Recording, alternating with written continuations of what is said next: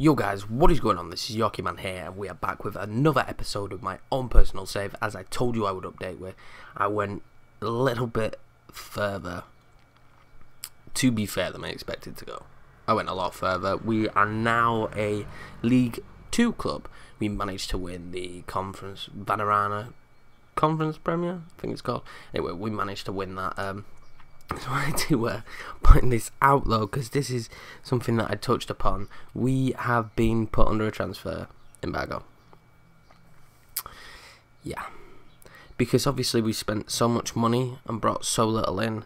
I think the balance has to be, I can't remember what it's going to be around for this level. But anyway, basically we've gone into a deficit so much that until we start bringing the money back in, we aren't allowed to sign any players, which isn't too bad because I'm happy with the squad I've got, and I'll be happy. This squad should win this league quite comfortably, and then hopefully next season, because we've spent nothing this season, hopefully, touch wood, they give us funded again next year. But it says, look at, you have to reduce the current player wage total by 115k per week. That is not a possible fate, but we have it's a decent sized squad.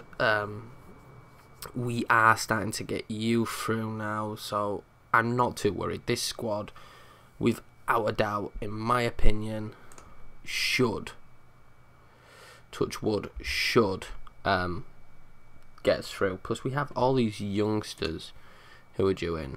They need work permits, but here's one. He's coming. Yeah, I got a shit ton of youngsters. Have I got some more down here? See, these that have low rate star, they will be fairly good players for this level. It's because of the coaching staff and whatnot I've got, obviously. But anyway, guys, I thought I would just let you know about that. Let's look at transfers real quick. I don't know if you know what went on.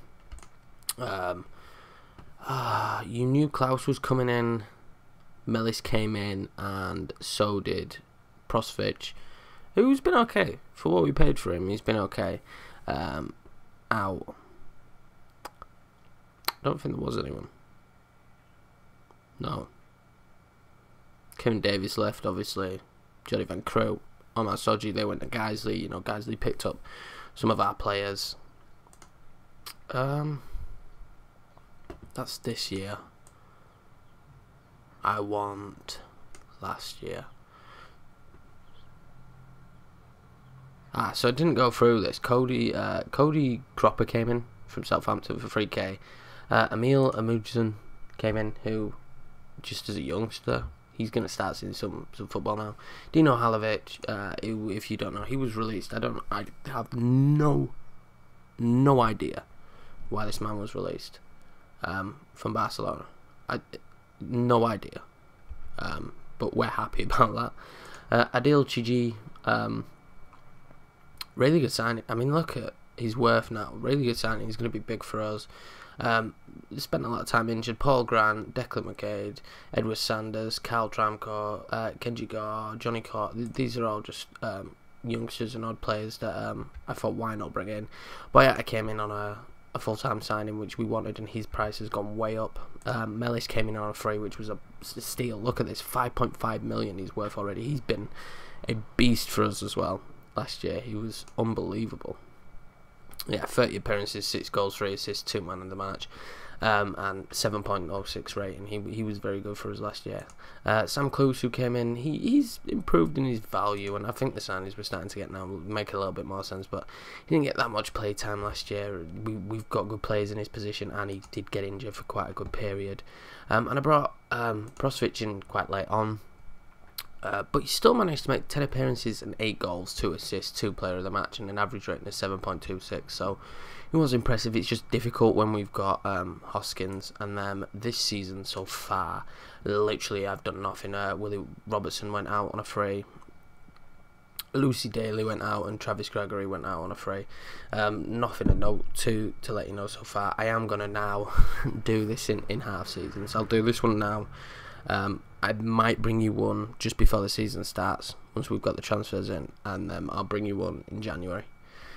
And do it that way, because I haven't, but been doing it correctly. But this is just a couple of youngsters. They don't have work permits, but they are signed for the future to come in, train, go out on loan if need be, and hopefully work that way. Like, even a potential ability of that at this level and with the squad that I've got is pretty decent. So hopefully, you know, that goes well.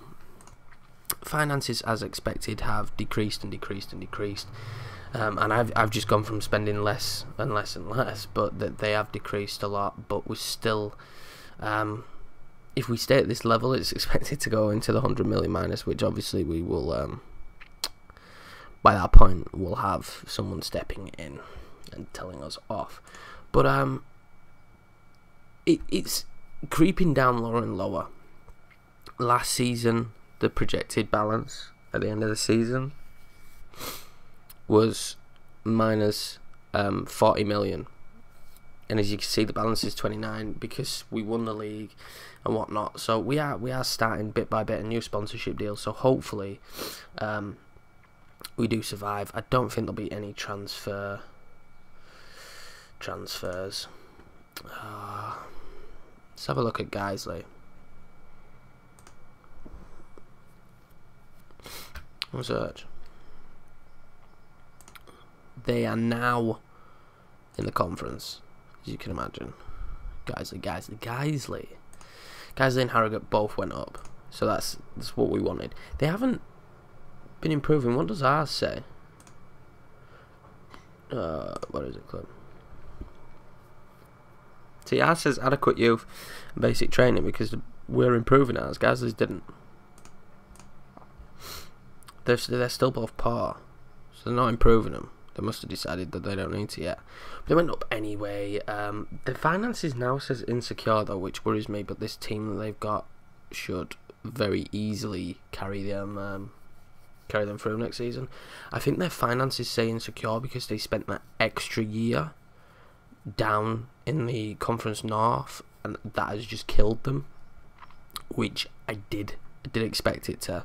And they spent that extra season down there in the Conference North, and it has killed them. So that was something to think about. But if we look at the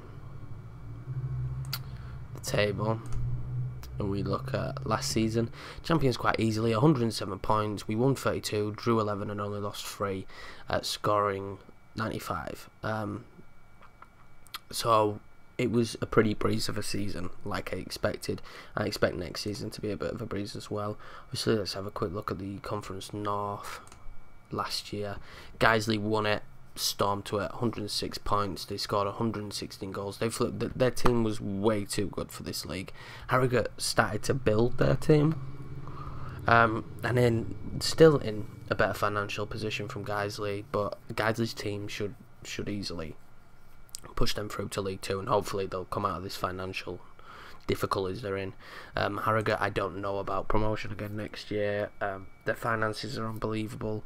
They've got good training facilities, so they're doing it very well, very slowly, with players they've brought in. So if they do go up again, they're going to be in a much healthier position than guys because they're insecure. I mean, our finances aren't fantastic, but they are secure. And I think what has happened, because we've kept moving up, we've been very lucky, really. Whereas, unfortunately, Geisley haven't. And I do think that second season down there has really hit them hard on the financial front. But anyway, guys, that's just an update on this series and what's going on, you know, when I'm playing my own personal save. Thanks a lot for watching. I will see you soon. Make sure to leave a like, comment, and subscribe if you want. Cheers.